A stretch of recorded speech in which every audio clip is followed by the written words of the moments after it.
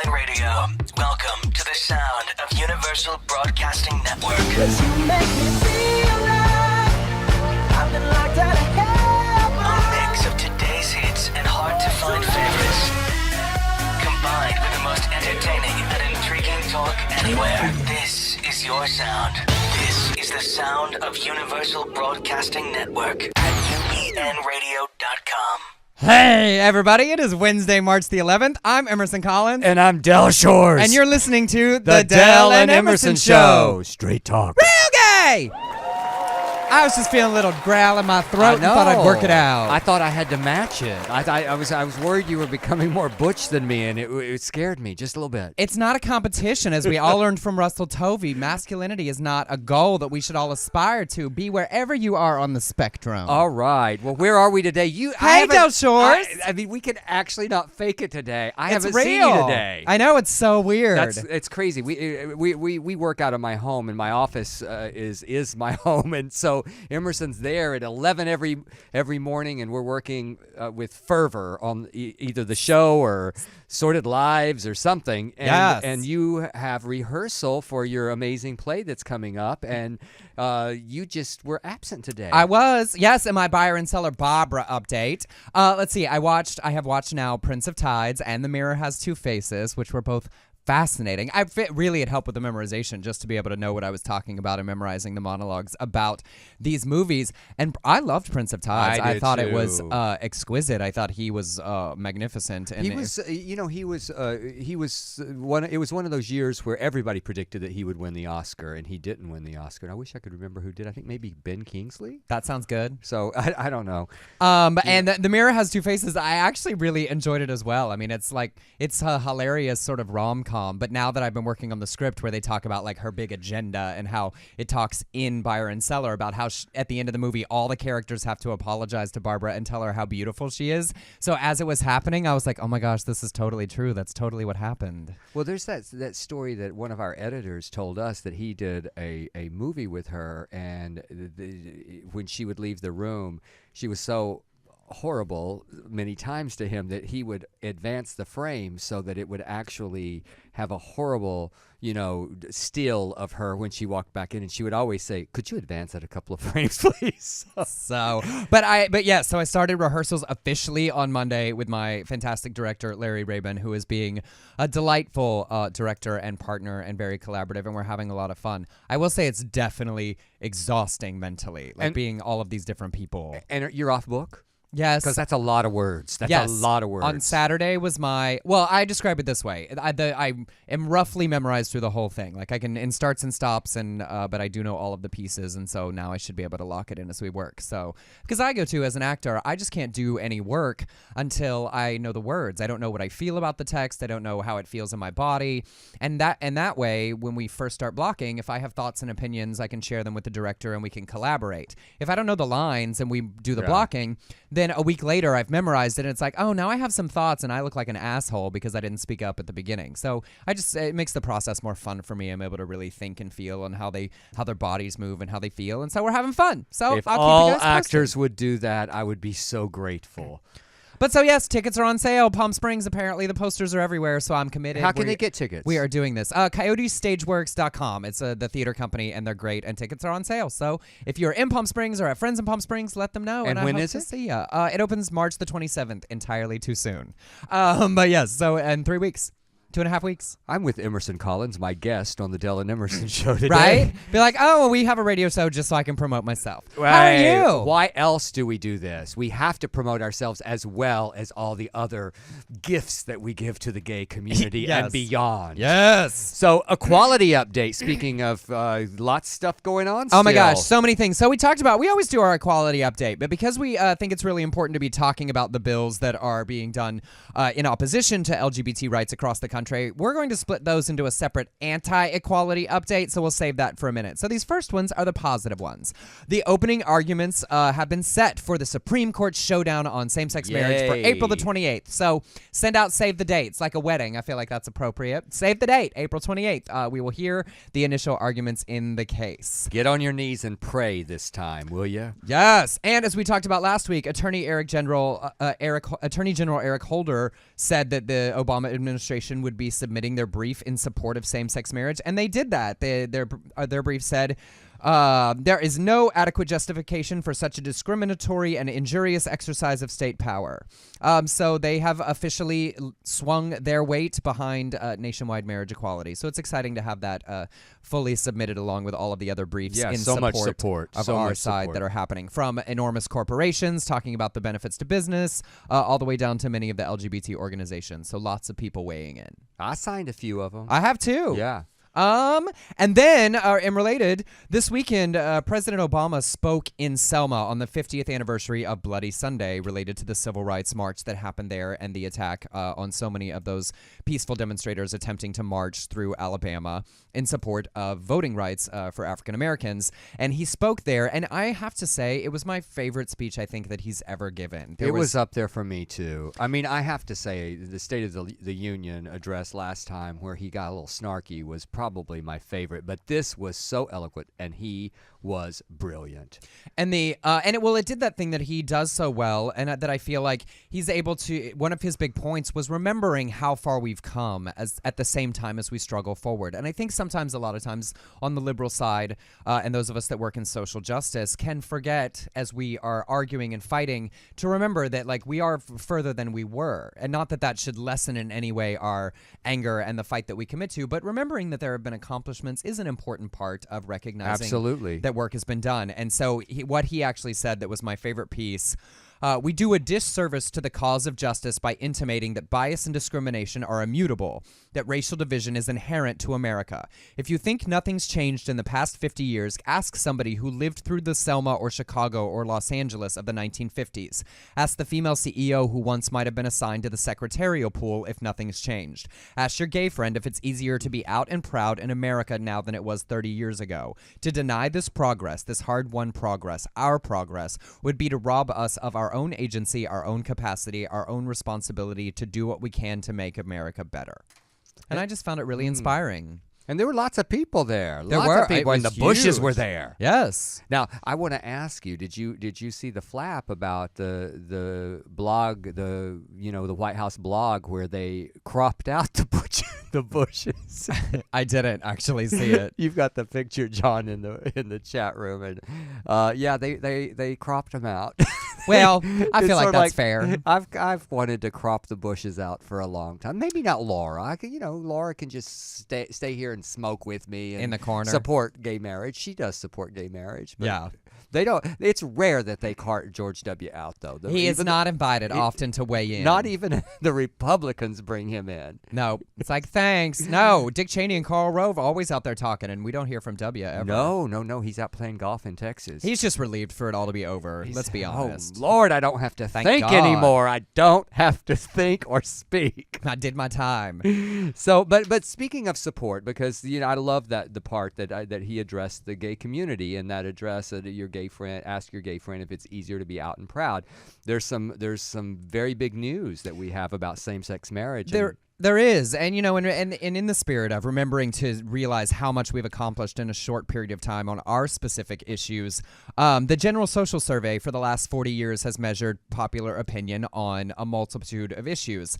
Support for the right of same-sex couples to marry has risen 8 points in the last 2 years and jumped 45 points since the Wow. question was first asked in 1988. It's not even 20 years ago. 45% that has risen. Only 11% of America said they agreed with the idea in 1988. And now only a third of Americans are even opposed to same-sex marriage.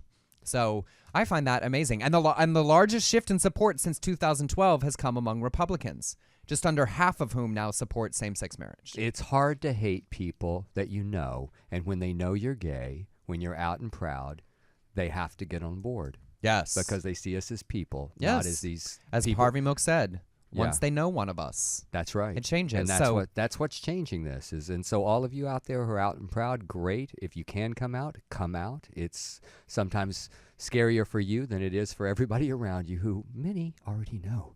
Yes. So, all right, well, in the negative side of the news, in our new anti-equality update, the Florida transgender bathroom bill we talked about is moving forward. That hasn't been stopped yet. And the Georgia Senate has passed an anti-LGBT license to discriminate bill, basically. And what's really interesting about this story is that a former Georgia Attorney General by the name of Mike Bowers has come out opposing this legislation. What's important about this story is that Mike Bowers is best known as the Attorney General who defended the sodomy laws in Georgia. Another change of heart. Yes. Yeah. So he now calls this legislation deeply troubling. Said the obvious unstated purpose of the proposed Religious Freedom Restoration Act is to authorize discrimination against disfavored groups, and the potential intended and unintended consequences are alarming. So this is from someone who very strongly fought against LGBT rights, who now has moved forward so far as to say that this attempt to, quote, enact religious freedom is disturbingly discriminatory in its process. So those of you in Georgia, keep an eye out on this bill. We will continue to bring attention to these bills as they occur in different states so that wherever you are, you can be active and fight them locally so that we stop these things before they get enacted rather than having to stop them with lawsuits. Yeah, you think that a lot of these Republicans, a lot of these politicians are seeing that it's not cool anymore to be anti-gay and that they may have to make a shift to stay in office? It's interesting because I think a lot of them are entirely too many of them are switching to support these kind of ideas. It's religious freedom. I can protect that. That's what my base wants. Instead of arguing against same-sex marriage, I'll argue in support of, quote, religious freedom, which is disturbing and just as damaging ultimately. I think it's going to be interesting the next few years with elections and to see where it all takes us. And with this kind of rhetoric, I think a lot of it's going to go away after June. I don't agree. You don't? I think we are going to see more and more of these bills, and I think what will happen is some of them get overturned by various levels of courts. They will keep trying. They will find a version of this language that they can enact that doesn't seem discriminatory. If they make it applicable to all people, if they just do away with protected classes in general, then it can't be argued that it's specifically discriminatory against LGBT people. So I think they will continue to work to find ways around this. But when are people going to say, I've had enough? I'm done with this. I'm not going to vote for you. Fix our schools. Fix my road outside my house, or some. What is the focus? Well, I think as social conservatives, it's going to be forever. It's sort of Roe v. Wade happened forever ago, and they continue to attempt to enact legislation to curb away the rights that Supreme Court case allowed, and that was 40 years ago. So, we could still be fighting on this issue. It is something we are all going to have to actively watch very closely. Well, as we said last week about Sally Kern, they're all going to die eventually. Not soon enough in some of them. Yes, well, let's go to Oklahoma. Oklahoma.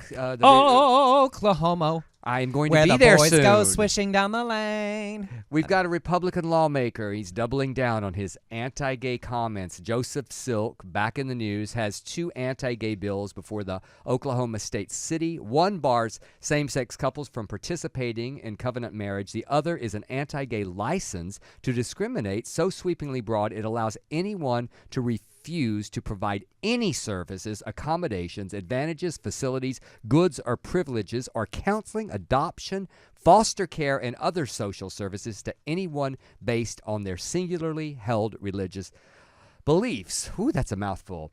He, in the New York Times, he said this. This is this quote. He said, "Gay people don't have a right to be served in every single store." And then there was a huge outrage, and then he followed up. He didn't let down. No, he said, "I'm going to stick with this shit." Yes, I did say that homosexuals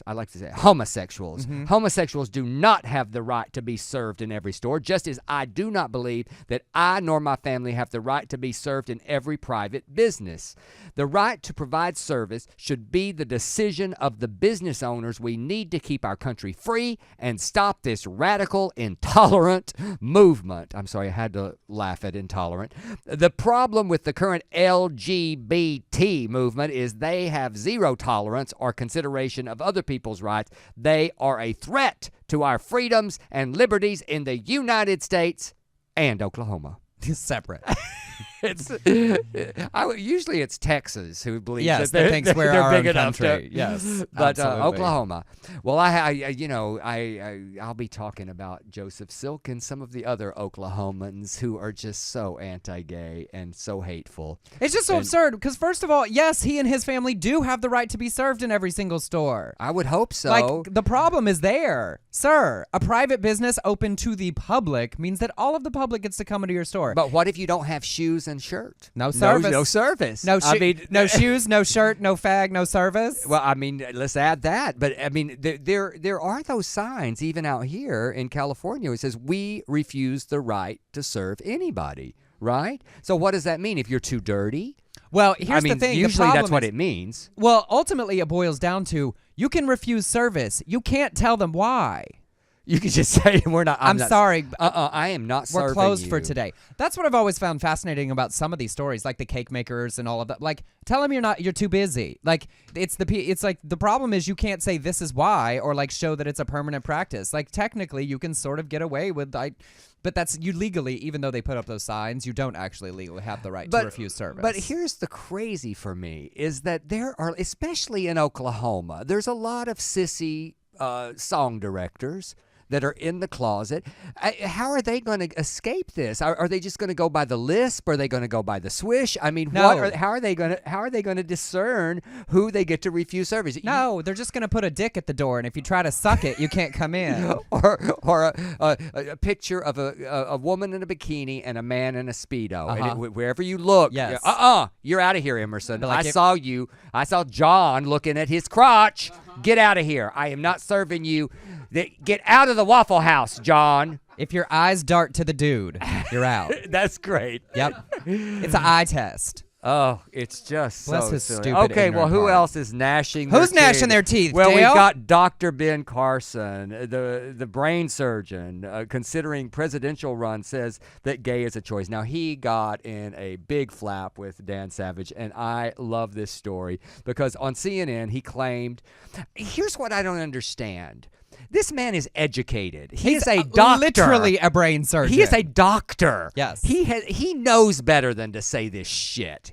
This to me is just rhetoric for rhetoric's sake, for political reasons. He says because a lot of people who go into prison straight, and when they come out, they're gay. What does he research this? I mean, you know, when you're in prison, you don't have a choice. There's just men or women there. So it doesn't mean you come out gay. It means that while you were there, you were horny, right? Well, also, if you came out and kept doing it, you were gay when you went in. That's exactly right. He says, so did something happen while they were in there?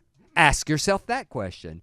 Well, he has since apologized. He said, I realize that my choice of language does not reflect fully my heart on gay issues. I was actually surprised at the gay issues that he was in support of. They weren't unlike where Obama was at the beginning of his administration. He said, I do not pretend to know how every individual came to their sexual orientation. I regret that my words to express the concept were hurtful and divisive. For that, I apologize unreservedly to all I have offended. Some of our brightest minds have looked at this debate, and up until this point, there have been no definitive studies that people are born into a specific sexuality. We do know, however, that we are always born male and female. I said so. It was a backhanded apology in a way. Well, it was also weirdly, I mean, he is super conservative and super Christian, and the research has said that, you know, all of his books are about that, but that his point was weirdly from the doctor scientific standpoint of like, there is not scientific proof to support the claim of LGBT people that it is not a choice, but the difference between specific genetic markers and markers and environment, you know, creating not a choice. It's sort of like that's where he was going, and he did sort of state that I support everything, but that it's for him, marriage is a religious institution. Yeah, he said I support civil unions for gay couples. I support human rights and constitutional protections for gay people, on and on and on. But yes, that he felt that marriage is a religious institution. Now, Dan Savage came back swinging. So, Emerson, I would love you to play our friend Dan Savage. I mean, I really don't know him, but I'd like to call him Well, my friend because I'd like him to be my It's friend. funny because the two of you are definitely cut from the same cloth of activism. Like Yes, we are. say the crazy thing and respond, fight fire with fire, which he literally said in his interview because he was asked about the statement I'm going to read that said, "Why did you stoop to this level?" And he said, "Sometimes you have to fight fire with fire." Well, it stooped to this level. I think what he did was he made it very, very clear. Well- How do you get it more clear than this? Yes, but like in a political intellectual debate, saying "Why don't you suck a dick?" It like that was the point. Well, of the you know what I commentator. always say. The low road is so much more scenic. Yes. Well, Dan said to Dr. Ben Carson, if being gay is a choice, prove it. Choose it. Choose to be gay yourself. Show America how that's done, Ben. Show us how a man can choose to be gay. Suck my dick. So, I just want applause right there. Yes, that's I mean, I mean, that cuts right to the heart of the matter, Dan Savage. An articulate advocate, never one to beat around the bush. Yes, if you can choose it, go ahead and try. yeah. He said, and he went on and he said, meet me somewhere. I'll have a film crew. I mean, he went. I think we've got the meme that I wrote. I actually made that for. I just loved it so Well, much. Dr. Carson, if you're going to actually take up this running for president campaign, you might need to consider your language a little bit on some of these issues if you want some support. Good luck. All right. All right, well, let's flash through the actual gay news. Yeah, lots of stuff happened this We thought we'd do a week. fun little TV catch-up. We talked a lot about looking early on, and there's been strange resistance from some parts of the community, but I'm still watching and loving it. I am too. I am obsessed with it. I loved this episode. Although there was some really interesting things that happened in this episode in light of the Russell Tovey controversy that we talked about last week, because one of the big words that he used in the quote in that Guardian article was about Yes. effeminate boys prancing through the streets, and then this week another character in reference to a group of people said don't be like one of those queens prancing down Santa Monica Boulevard, which is a very specific word. It wasn't Russell's character that said it, but he did later refer to another character as a bitchy queen, which some took to, again, support the idea of femininity being something less than masculinity. So it's just a weird sort of... And then the game they created, they were accused of Reinforcing perpetuating all of the stereotypes, the gay stereotypes. stereotypes. So yeah, it was interesting after his crazy week. But I also think that's great because it gives a good conversation. I don't think that that their characters are inherently likable all the time. I think that's really real. I think they do some things that are kind of gross. But I feel like that's real people. Well, that's human. That's just being human. Today, somebody wrote. I had posted our show today, and you had, because you were frantic rushing off yesterday. You misspelled equality in the thing. Someone said someone needs a little spell checking. I said, we do that so that you'll know we're human. We're not robots, so Yeah. we do that on purpose. And, Yeah. and Emerson Collins hasn't made a mistake since like '83, like when he was 3 years old. So I was excited to see that. And also, like, I've gotten to the point in my life with that stuff where I'm like, do you know what it means? Did you get the point? Then, like, argue with the point or not with the point. But, like, unless you're a 12-year-old, like, to me, arguing about people's grammar and typos is the kind of thing when you just want to call someone stupid. Yeah, I love to do it when they write trolls. with Yeah. trolls on my page. I was like, if you want me to take you seriously, you might want to get an education. Yeah. That I like. So okay, so you introduced me to a show and I actually watched it last night. I did. Netflix just released a brand new show called The Unbreakable Kimmy Schmidt, created by Tina Fey and Yay. starring Ellie Kemper, who was on The Office, as a girl that spent 15 years in a cult What a in a great bunker idea. underground. She comes out of the bunker, promptly moves to New York City, and she ends up with a flamboyantly gay African-American roommate, played brilliantly by Titus Burgess, with Carol Kane as their crazy older lady landlord. And she works as a nanny / house manager / counselor for Jane Krakowski as a crazy Upper East Side woman afraid she's about to lose her husband to a younger woman. Who's very emotional on a dime. About So everything. Everything. It's just great. Y'all, and not everyone has Netflix, but those of you who do, watch this show. I watched all 13 episodes this weekend. Well, I only watched the pilot because I had to watch The Housewives last night. I had to see what else Brandy was going to do, and how Kim and Brandy were teaming up on everybody. So I am going to watch. I am hooked though. I loved it. And again, we go back to that when we had Tuck Watkins on the show about that stereotype that people don't want. But we know this person. We know that gay black man who can sing, and I love that character. Well, and also it's the strength of his character. It's, I've always felt Tina does really well with introducing stereotypes and flipping them on their head, because his greatest strengths come from that. His talent is in his drama. He is an entertainer. And you'll see it when you get to it. There's a whole episode where he ends up with a straight coach. Oh. A coach teaching him to be straight. And I won't ruin it for you. You can watch them, and we'll talk about this show again because I love it. And also, here is a comedy from one of the top writers in comedy television, starring 3 women, one of them an older woman, and a gay man. Like, those are all of the white male, the straight male characters are supporting. And then her main love interest is a Vietnamese character. And they told a lot of story in 30 minutes. I mean, it was bam, bam, bam, bam, bam. So check it out. It's wonderfully delight. The jokes are incredibly smart and incredibly fast. So if you're just looking for fun, fluffy comedy, it's great. And when you look at, we see a lot of white gay men in media culture and in entertainment, and the rash of black gay men that has been, and very different kinds, is really exciting to see. The people of color represented in our from our community as well. So I loved it. Check it out. And by the way, I back to looking for just a second. I said last week that Russell will be forgiven after 5 more nude scenes, so he's got 4 to go. There you go. Well, and this actually leads right into our next story. We talked about Empire, and this week, Jesse Smollett, who plays Jamal, the gay son of the Lion family, the actor, came out this week on Ellen. He did an episode of her show, and sort of what some consider tap danced around this subject. And so after the show, he and Ellen taped a special segment together that they released online, where he wanted to clarify for people who had asked. I get the feeling that Ellen or he felt like, was that as clear as you want to be on that? And he said, I would like to say more.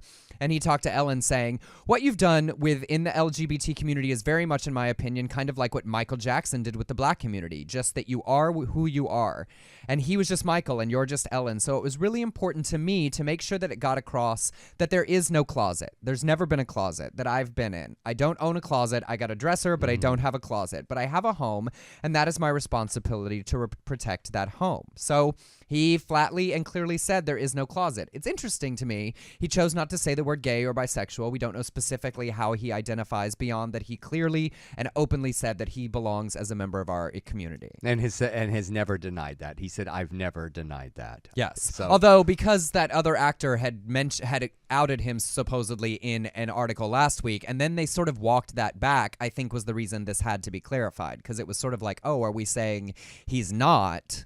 And then he said, no, we need to say that I am. And many of his friends and people who have known him said he's always been out, that it was clear, when he wasn't as famous and in other projects. I think that's why his co-star felt comfortable enough to do that. Right. That it wasn't really a thing. You didn't realize that it was an issue at all. So.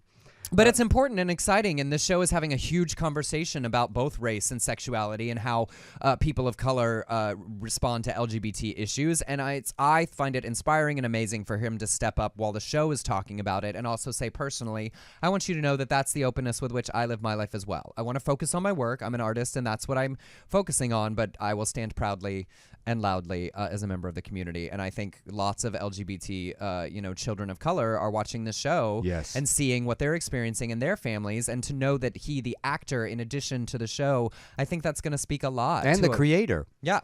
So, and they got renewed for a second season. Oh, well, and, yes. And I heard that, it again climbed in the ratings. Yes. And they're going to try to get Oprah on the show next And year. I think Jennifer Hudson's on tonight's episodes, and I cannot wait. I've got to start from the beginning. You got to keep it up. You got to get in. No, I haven't seen them. You've got to join us as a cookie monster. I know, because it's every, like today at the gym, that's all they were talking about was Empire. Yes. So. Yes. All right. What else, Mr. Splashing on. Collins? We talk a lot about religion and sexuality. It's important to both of us, and I wanted to share this story. Andrews University in Michigan is the largest Seventh-day Adventist university. The unofficial LGBT group on campus, called All for One, was forbidden from hosting a bake sale to benefit homeless LGBT youth through to an organization called Project Fierce. The students went through the entire process of proposing the event, told by Student Life to go ahead. They found an official organization campus ministries to co-sponsor it with them, and after 6 months of effort, they were denied the event.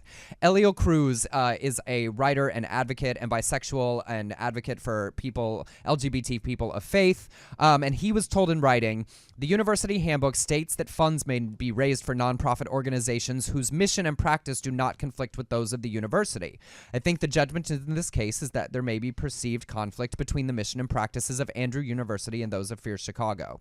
So basically what it boiled down to is that providing care to LGBT homeless youth is compatible with our institutional mission to demonstrate God's love to all people and reflects our denomination's specific call to exhibit compassion to LGBT persons. But at the same time, the university can't raise money for an organization that may have a perceived LGBT advocacy role. So basically, what they're saying is it's great to help LGBT homeless youth. We just don't want to look like we're supporting an organization that also advocates for LGBT people.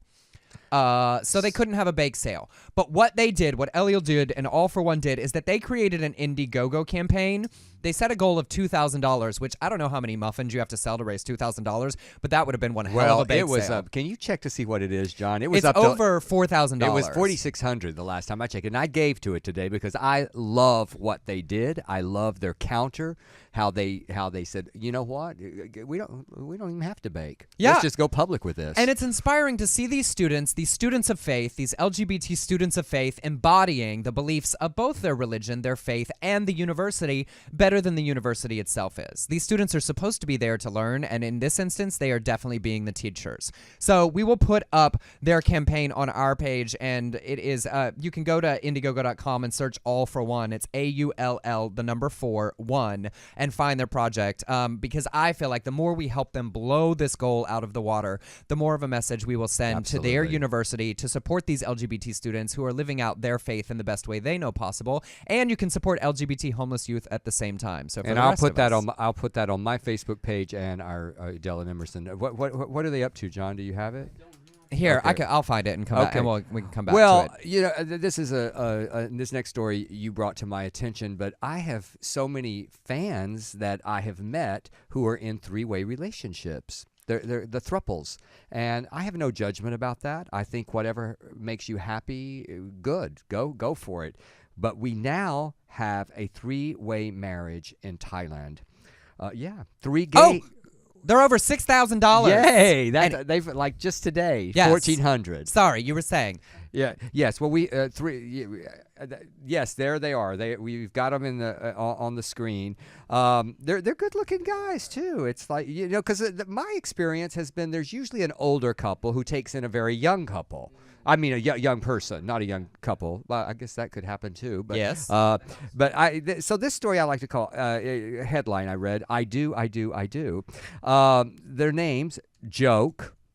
29, Joke, no joke, his name is Joke, Bell, 21, and Art, 26, exchanged vows during a marriage-style ceremony on Valentine's Day at their home in somewhere, I'm not even going to try to read that, Thailand. Although same-sex marriages are not recognized. If it's not Spanish, John, I'm just not going to even attempt it. Same-sex marriages are not recognized as legitimate under Thai law. The trio were able to consummate their love under Buddhist law. So it was a religious ceremony. So I guess that Ben Carson could support this. Art met Joke through business, and they have lived together ever since 2010. Then the couple met Belle frequently at parties before the trio realized that they all had feelings for each other. After Belle was hospitalized with a this is a bizarre story, a congenital disease, that did it. The threesome became inseparable, and Joke and Art then proposed the three-way marriage. The only condition was that Joke and Art had to ask Belle's parents for his hand in marriage. I think that's my favorite part of the story, that like this couple then went, had to go to his parents and ask for his hands in marriage. I guess at that point it would be his hands, because like they each take one, and the parents obviously said yes. Sure, we're Buddhist. We don't give a shit. Now this is good for them, and this is great, but this is interesting to me because like I feel like this is that down the rabbit hole that is that argument that so many crazy dogs will be conservatives have used, next. that it's like after how many 7 people marriages, 20 people marriages, commune marriages. Just about like, well, this isn't sanctioned by the state, and they did a Buddhist ceremony, and I think for the legal civil right of marriage, that the 2 people thing is probably as far as we're gonna get here in America. Yeah. All right. If you're a throuple, you can share your love. Absolutely. You just have to decide which one is going to pay their taxes by themselves. I just feel like that sometimes in bed it might get complicated, and someone might feel left out. You know what I mean? It's Well, like, isn't it you? Who is it I know that says in a threesome it's always better to be the guest star? that's what I say. Yes. Yes, I do. Yes. I don't mind guesting because they're so bored with each other. It's all about you. In the credits, special guest star. Del Shores. It puts you in a different Emmy category. It's easier to win. But I'm not young enough for them to say, "Hey, Del, would you like to be a third in our marriage?" It's just not. I haven't had that one. Well, no. something to look forward to. Keep it on the bucket list. All right, flashing on. I love this story. You know, we in working to make sure that we share transgender news as well to focus on that part of our community. Many of the stories, unfortunately, in their rights access are always negative. And this is a really wonderful story in support of the transgender community. In Midland, Michigan, Planet Fitness revoked a woman's gym membership after she refused to stop telling fellow gym members a man was using the woman's locker room. Her name was Yvette Cormier, the member. She said she entered the locker room and was blocked because a man was standing there. It freaked her out because why is a man there? Cormier said an employee at the front desk told her that the individual identifies as a woman. She complained to corporate, who said the gym is a no-judgment zone and they would not tell the individual in question to stay out of the woman's locker room.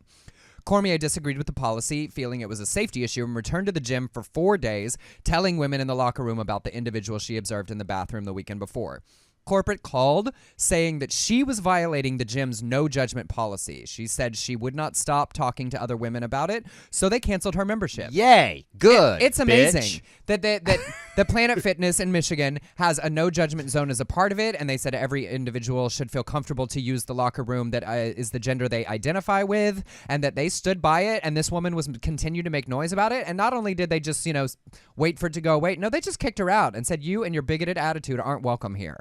And this woman is public about it. Carlotta, again, a name, Skavdoska. She only put her coat in her purse in there. That's all she wasn't, there was no prancing. There was nothing except putting, not that it would matter, but you know what I mean? It Yes. was like, it was so mild. Yes. Well, and again, it's that thing that we often talk about with the whole issue with transgender people.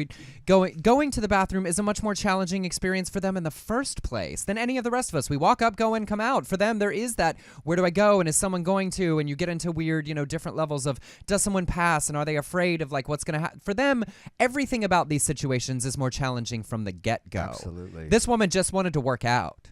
That's it. And clearly that's all she did. Went in, put up my stuff, went out to work out at the gym, and this other woman made it her business. Well, sorry, busybody, you're not welcome here. So listen, if you're thinking about a gym membership, consider Planet Fitness. Absolutely. Let's support them.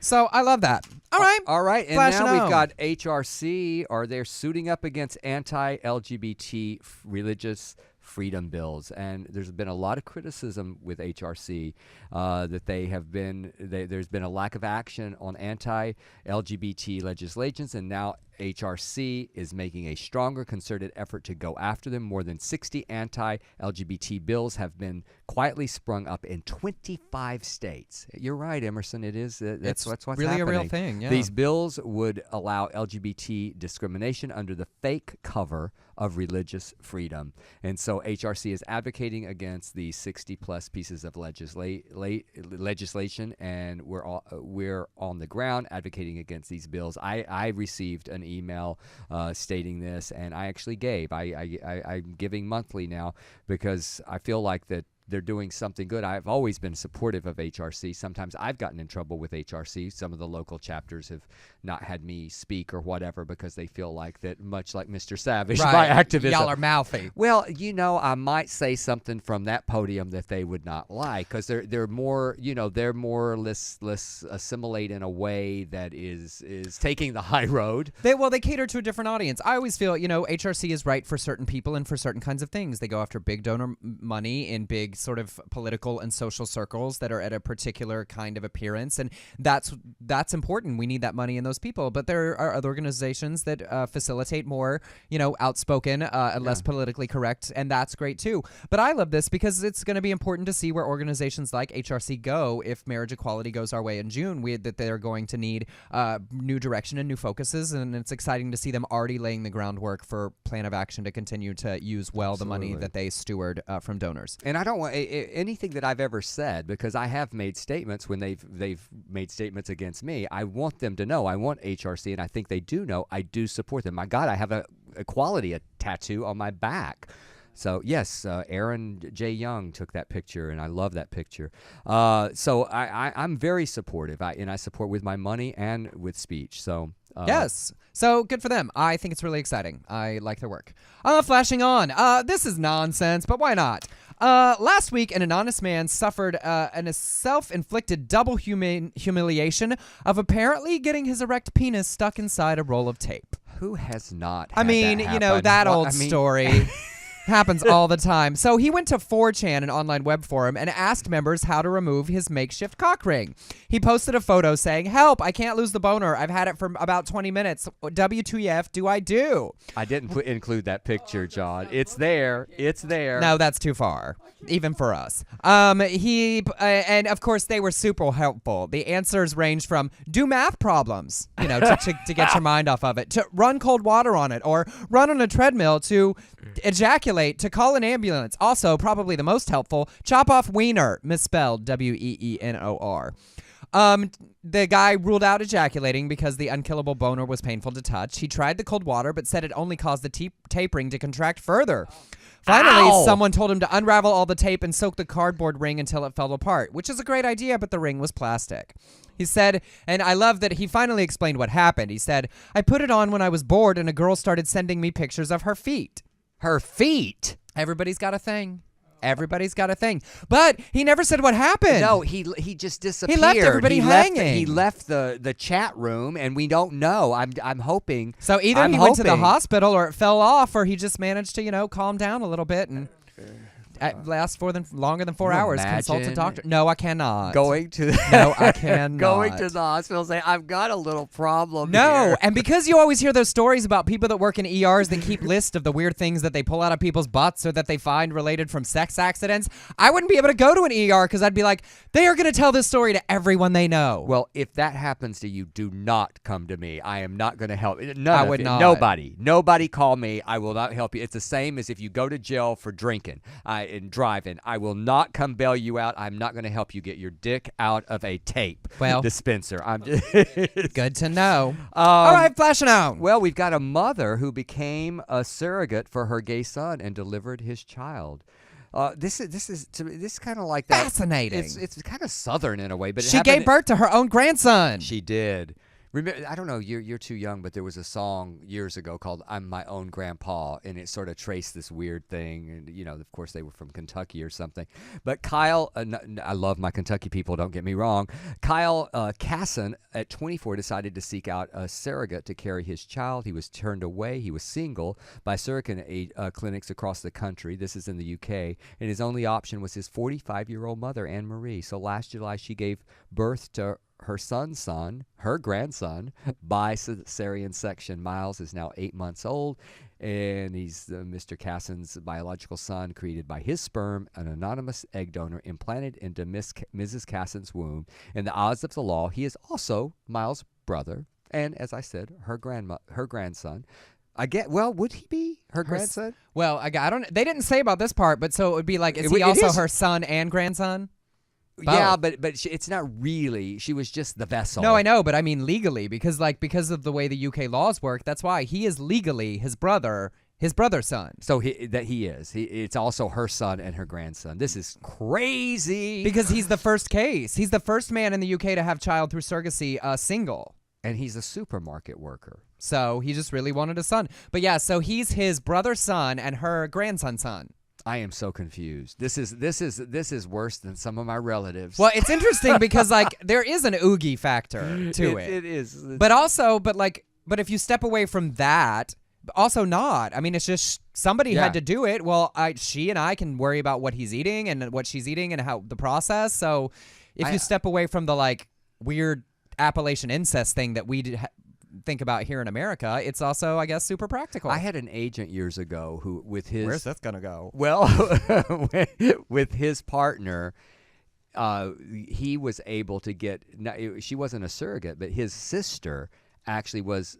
She delivered the child and was the egg donor. They implanted, or the sperm, or his partner's sperm, so that the baby was sort of both related. of theirs. Yeah, that's genetic. actually one of the more common versions, I think, where a sibling has been used as the egg donor and the like that example I've heard of several times. Yeah. Well, But it's kind of like your husband had sex with your sister in all order right, to make a baby. Well, moving on. We All got right, flashing on. Talk about the Apple Watch Really quickly, so the Apple Watch was announced in the fall, but they did a nice, big, huge new rollout with all the different versions, and it starts at like $350 for the sporty version, all the way up to $10,000 for the gold carat version. Y'all, is Apple going to like single-handedly bring back the watch, like as accessory with this? Now, there's all those fitness things they talk about, which is great. You can use your finger to swipe. Of course, it's going to, there's the tap engine where it can give you notifications through a tap where it like vibrates on you, I guess, to tell you that you have messages. And some weird thing where you can share your heartbeat with other people that have an Apple Watch. That's weird. What about sending you Why do your you want- heartbeat? It's like you can know that you've turned me on because look, my heart's racing. That's weird. You can draw on the screen and you can take phone like calls that on your vagina wrist. selfie last week. There's But- some things I don't need. Right? That's uncomfortable. I don't want to feel, I don't know. Anyway, but the most important thing, obviously, is that third-party apps will be supported. So there will be opportunities for other things. You can catch an Uber on your phone, but obviously my question is, what's Grindr on the Apple Watch going to be like? Are we going to see boys at the bars now tapping on their wrists and go, "Ba-doop, I think we ba-da-doop, are. ba-da-doop"? I Be like, think and we- then, but then you have to dictate your response because there's not like a keypad. So you're gonna be like dirty sexting out loud to your watch. Like, yeah, show me how big it, like dick pic? Question mark. You're gonna have to say it out loud. Speaking of, I have to tell you something. You don't say who you think this is. One of my friends on the way over here, I said, be sure to listen to my show. I was texting him. Not I was out of the car. But coming up the sidewalk, he said, I can't. I'm sick. I'm going back to bed. And then the next text he sent, he goes, yes, you are very, very hot. Love to lick every furry part of you. And then the next text was, oops, sorry, wrong text. Has that... Yes.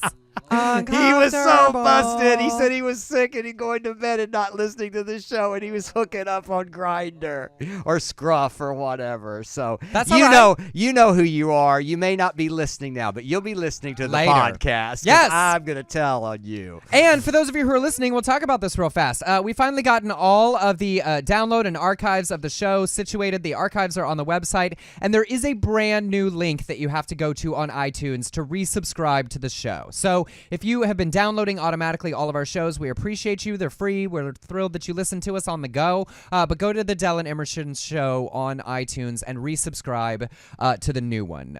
We apologize for the technical difficulty of that, but then you will be all shaped up to be getting all of the shows Yeah, back and- onto your cloud. And thanks for being patient with us, and thank you, Tony Sweet, for working, and John and all the people here at UBN for working so hard to help us. Real quickly, we want to congratulate Steve Gran. He released his first single from his Whiskey Crime crowdfunded album. We're not bitter at all, Steve, that just because you have amazing abs, and no, he's very talented as well. Look at his arms; he's so handsome. He raised $326,000. $81,000 goal. I think that's what we raised with our lads Indiegogo to get Assorted Lives movie up and running. He had 5,000 backers. So, and I heard the song. I like it. It's a little deviation from his last All American It's a little Boy. more Leonard Skinnerty rock country. Yeah, but here's the thing. I mean, that's a lot of pressure. People gave you $326,000 to make an album. That's a lot of pressure. It's got to be good. He made an album and bought a home. No, I'm Be like, kidding. I don't know this. Well, it made it possible for him to live his life and record this album, but 5,000 people helped you make it. Hey, I say all power to him. He did something that nobody else was doing. He created he became a country singer who was out and proud, and I met him in Atlanta. He's a charming young man. So well, the album's out on March the 24th. You can get it then. And really quickly, we shared this story of Andrew Caldwell, the "I'm Not Gay No More" viral video, and we made jokes about it here from the outside looking in of the sort of comical nature of the extreme way that he responded. And he recently did an interview where he talked about how much sort of bullying that he's received in response. And at that point, I don't like overusing that word, but when a whole bunch of people come after you, he said, "I've been receiving threatening messages by email and social media. I fear for my life. I've been physically and verbally attacked. I feel that I will have to do whatever it takes to protect myself." He said, and then he went on to say, "The video cost a lot to me mentally and physically." And this is the part I find really sad and why I wanted to share it and why we, even the two of us here need to remember to be considerate of where other people are in their journeys. He said, "I feel that if I was delivered, God should deliver me more. But I know it takes a process, but I think it is going a little bit slow. I want God to work on my mannerisms. I want God to stop the switching, talking like a woman. Continue to pray for me because I am going through a lot each and every day." And I hear this and all I think of how much pain he is in for incredibly misguided reasons. And I wrote him, this is our movie. This is Southern Baptist Sissies. And I wrote him on Facebook. I found him on Facebook. I said, "Andrew, this is Del Shores, writer-director of Sordid Lives and Southern Baptist Sissies. I want to help you. I want to assure you that you are perfect just as you are. The gay will not go away. God made you this way. We're featuring you on our radio show tomorrow with compassion, and I will be one who treats you with respect. So please contact me here if I can help, delshoresatme.com.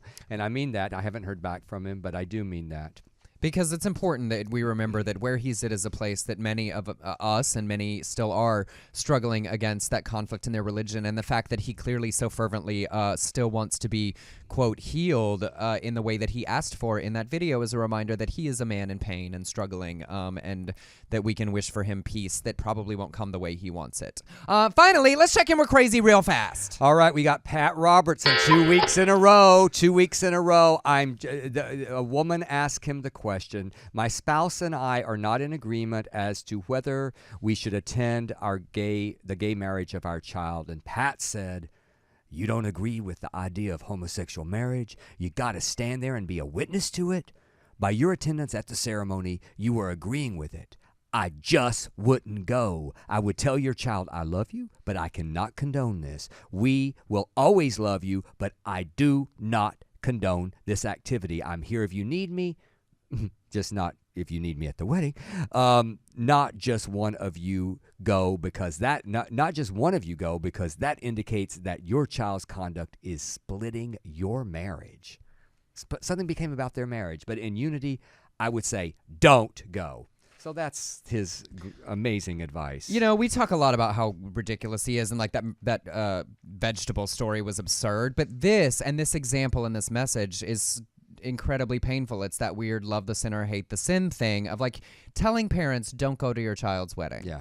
To me, if you really want to live from a Christian principle, go to your child's wedding, whether you agree or disagree with their behavior. And if you really want to show them that you love, show up and don't give judge. Them a nice gift. And live the example that you think should be lived, but show them that you love them. Even if you want to love in spite of something, show up. Be there.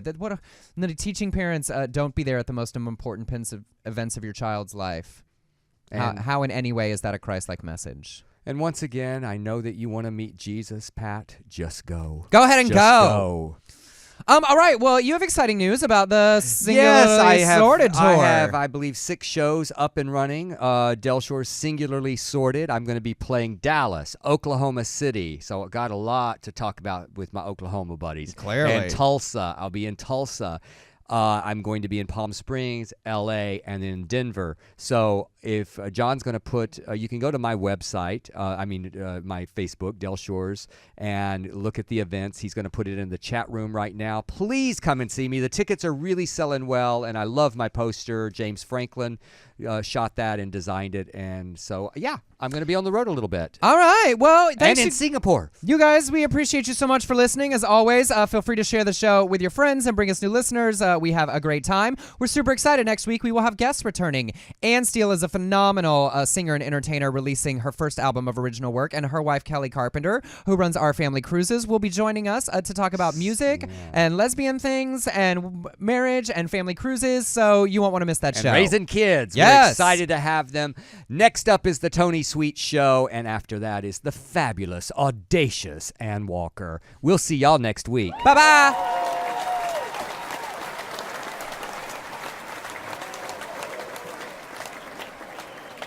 In the future, talk radio will actually educate, inspire, and make you think. The future is now. Topics and music that affect your life from Universal Broadcasting Network. Tune in at ubnradio.com. Hey lovers, are you ready for the new season of Dates and Mates with me, Damona Hoffman? We have all the top experts in dating and relationships, plus celebrity guests who will share juicy details about their own love lives and their opinions on your dating dilemmas. Join us every Wednesday at our brand new time, 11 a.m. Pacific, to discuss love in the modern world on Dates and Mates here on UBN Radio.